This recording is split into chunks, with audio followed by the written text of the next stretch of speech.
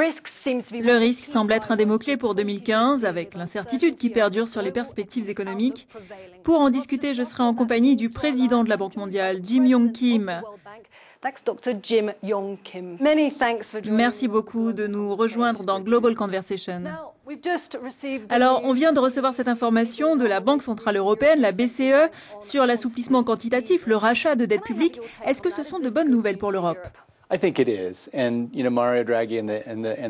je pense. Mario Draghi et la BCE avaient évoqué cette piste assez à l'avance. Il n'y avait pas tellement de choix. Ce que nous avons vu, c'est que cet assouplissement quantitatif, ces outils que nous ne connaissions même pas, étaient en œuvre avant la crise financière qui a commencé il y a 6 ans.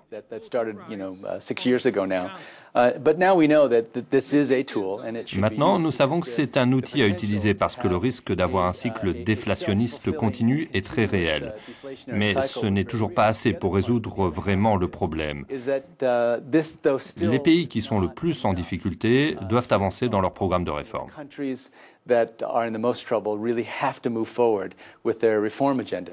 À quel pays en particulier faites-vous allusion ? Je pense bien sûr à la Grèce, mais aussi à l'Italie, à l'Espagne et au Portugal. Il y a beaucoup de choses qui doivent être faites pour les remettre sur le chemin de la croissance. Et ce que nous aimerions qu'ils se disent, c'est quelle chance, le pétrole est à un prix historiquement bas, nous avons maintenant l'assouplissement quantitatif, c'est le moment d'y aller et d'enclencher les réformes que, de toute façon, nous devrions mener. C'est ce que nous espérons voir, mais est-ce que nous le verrons ? Je n'en suis pas sûr. Diriez-vous que ce plan de relance est plus agressif que prévu ? C'est ce que nous avions prévu. Nous avons reçu des signaux et c'est ce qui arrive souvent. Vous savez, vous voulez communiquer sur ce que vous allez faire en amont. Donc, je ne pense pas que cela ait vraiment surpris. Les prévisions de croissance de la Banque mondiale pour l'Europe étaient d'environ 1%. Pensez-vous que ce plan va avoir un impact sur ces prévisions ?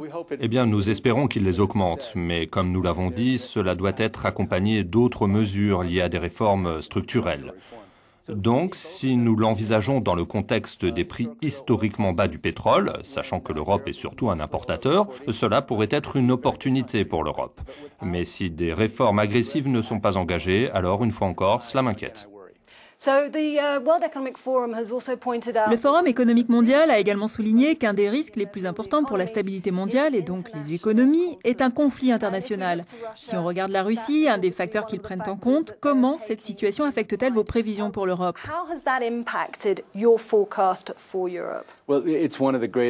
C'est évidemment l'un des plus grands freins de la croissance mondiale. Nous avons plusieurs estimations, dont certaines annoncent jusqu'à 5% de contraction cette année pour l'économie russe. C'est un problème très grave et il y a aussi le conflit avec l'Ukraine. Nous suivons très attentivement l'Ukraine. Nous avons investi beaucoup d'argent en Ukraine et nous savons ce que nous devons faire. Nous devons faire en sorte, quoi qu'il advienne, que l'Ukraine soit capable de survivre. La situation y est très préoccupante et nous n'en saisissons pas réellement la gravité. Donc, avec le FMI, nous cherchons. Nous sommes prêts à aider, à répondre aux besoins. Mais vous savez, il y a maintenant quelques grandes économies qui sont fortement touchées par la baisse des prix du pétrole. La Russie est un de ces pays. Mais nous sommes très préoccupés par le Venezuela dans l'hémisphère occidental. Le Venezuela soutient également Cuba, Haïti, le Honduras, d'autres pays, et donc tous seront touchés. Le Nigeria est bien sûr aussi dans une situation très difficile avec la baisse des prix du pétrole. Nous reviendrons sur la situation en Afrique, mais pour le moment, j'aimerais rester en Europe. L'un de vos objectifs est la réduction de la pauvreté. Il y a de plus en plus de gens qui tombent dans la pauvreté en Europe et vous vous intéressez de plus en plus à la situation. Quels moyens de relance apportez-vous à l'Europe ? Vous avez parlé de l'Ukraine, mais qu'y a-t-il d'autre ? Nous avons agi en Grèce. Nous ne proposons pas de prêt à la Grèce, mais nous lui fournissons une assistance technique. Donc nous travaillons surtout sur l'Europe centrale et l'Europe de l'Est. Tous ces pays sont touchés. Par exemple, il y a beaucoup de pays dans ces régions qui sont profondément affectés par le fait que les paiements ont perdu de la valeur avec la dévaluation du rouble. Toute cette région est une grande préoccupation pour nous et il n'est pas question que l'Ukraine soit en haut de ma liste. Nous avons demandé aux internautes de nous faire part de leurs questions et nous avons une question récurrente sur l'austérité, posée cette fois par Luis Miguel Munoz.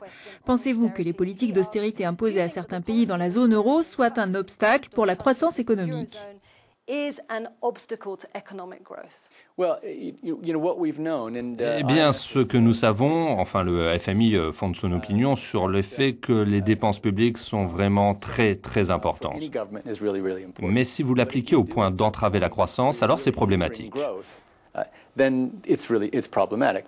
Maintenant, obtenir le bon équilibre, ce n'est pas simple. C'est très, très difficile de savoir où est l'équilibre. Je pense qu'opposer la croissance à l'austérité, c'est trop simpliste. Les pays qui sont plus intelligents et qui dépensent leur budget public vont aller mieux sur le long terme. Mais dans le même temps, vous devez réfléchir aux investissements que vous faites. Ainsi, dans chaque pays, c'est différent. Prendre une position sur l'austérité en l'opposant à une stratégie de croissance est tout simplement trop simpliste pour comprendre la complexité de ce qui se passe en ce moment en Europe. Ok, ayons une approche simpliste juste une seconde. Si vous étiez un Européen résident dans un pays européen, quel serait ce pays et pourquoi? Quel serait ce pays? Eh bien, je pense aux deux pays qui s'en sortent le mieux, le Royaume-Uni et l'Allemagne. Je parle la langue du Royaume-Uni beaucoup mieux que je parle l'allemand, donc je choisirais probablement le Royaume-Uni. Mais j'ai beaucoup d'admiration pour la chancelière Merkel qui se bat et maintient la zone euro en vie. Nous passons beaucoup de temps à discuter avec elle et ses idées sur les difficultés de la région sont très fortes. Bon, il y a plusieurs pièces du puzzle parce que la Commission européenne prévoit d'investir 300 milliards d'euros, mais a obtenu un fonds d'amorçage de 21 milliards d'euros. Pensez-vous que cela va fonctionner avec une si petite quantité de fonds initiaux? Ou bien faudra-t-il une sorte de miracle?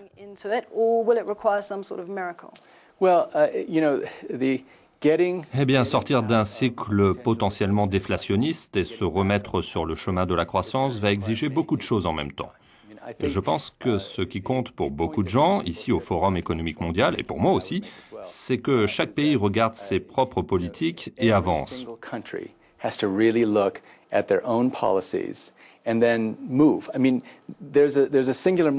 que je veux dire, c'est qu'il y a une politique monétaire unique, mais il n'y a pas de politique budgétaire unique. Et rien n'indique qu'on se dirigerait vers la mise sur pied d'un organisme de politique budgétaire unique, permettant de déterminer la politique fiscale des pays européens. Cela fait partie de la difficulté de l'Europe, mais c'est aussi un défi de taille auquel les dirigeants sont confrontés.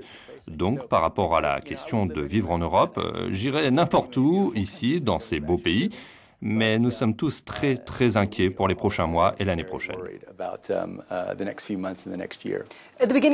Au début de cette interview, nous avons parlé des prix du pétrole. Et j'ai une question très précise sur ce point. Il y a évidemment de grands gagnants et de grands perdants, et selon la Banque mondiale, l'environnement pourrait aussi faire partie des gagnants. C'est quelque chose de difficilement défendable parce que l'énergie verte tend à être plus chère. Alors, comment peut-elle s'avérer gagnante dans ce scénario?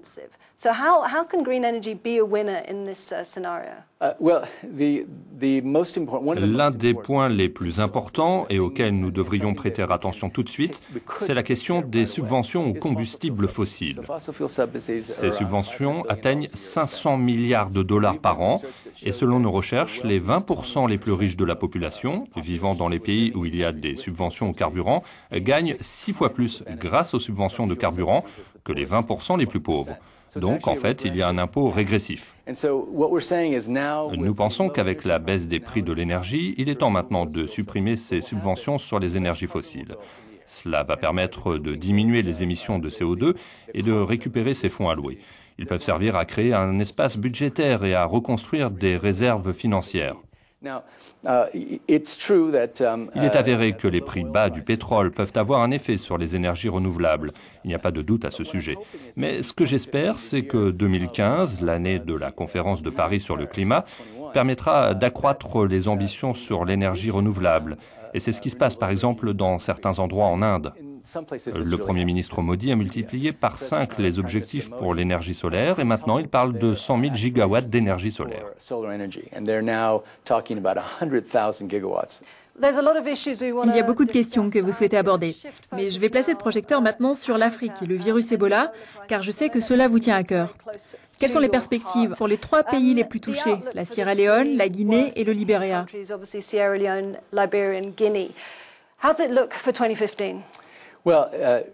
Eh bien, la situation au Libéria s'est vraiment améliorée. Il n'y a pas eu de cas depuis un certain temps. La Sierra Leone a encore du mal et la Guinée se porte mieux, mais il y a encore des cas. Ce dont il faut se souvenir, c'est que les 3 épidémies ont commencé avec un seul cas. Donc, jusqu'à ce que chacun des 3 pays arrive à 0 et se stabilise à 0 sur une période donnée, nous n'allons pas rester inactifs. Nous avons encore beaucoup à faire. Nous estimons que ces 3 pays, qui sont très petits, vont perdre environ 1,6 milliard de dollars. L'épidémie a donc eu beaucoup d'effets sur leur économie. Mais la vraie question pour nous, surtout ici au Forum économique mondial, c'est comment allons-nous protéger l'économie mondiale de chocs de ce genre? Bon, mais en fait, le virus Ebola se déplace relativement lentement. Quelles leçons peut-on en tirer? Une des leçons, c'est que le monde accorde beaucoup d'attention à l'épidémie quand elle se déclare. Mais ensuite, ça retombe. Et c'est ce qui s'est passé avec Ebola. Après la dernière épidémie de grippe H1N1, on a énoncé des changements pour être mieux préparés à l'avenir. Mais ensuite, on a laissé tomber. Et aujourd'hui, on essaye de le faire avec les autres banques de développement multilatérales, avec l'ONU, avec le secteur privé. Cela m'amène à la question de Moskow Junior Moscovich. Il demande: combien d'argent la Banque mondiale a-t-elle déjà dépensé pour Ebola? Et j'aimerais ajouter, quel budget prévoyez-vous pour 2015? Le total des dépenses pour l'ensemble du groupe Banque mondiale atteint presque 1 milliard de dollars. Environ la moitié vise à soutenir les gouvernements, l'autre moitié est dédiée au soutien du secteur privé. Nous pensons que ces 2 aspects sont très importants. Les gens ont besoin d'emploi, de se remettre au travail, et donc nous avons soutenu les banques, le secteur privé et également les gouvernements. Et les effets au niveau régional, en ce qui concerne ces 3 pays, y aura-t-il des effets à long terme sur l'économie? La bonne nouvelle, c'est que les effets seront relativement faibles.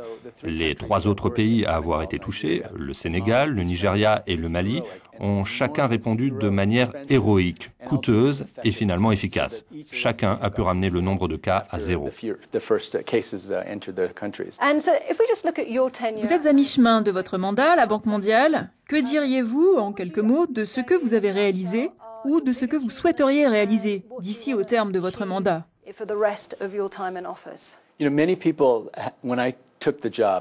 Quand j'ai accepté ce travail, on m'a beaucoup interrogé sur la pertinence du groupe Banque mondiale.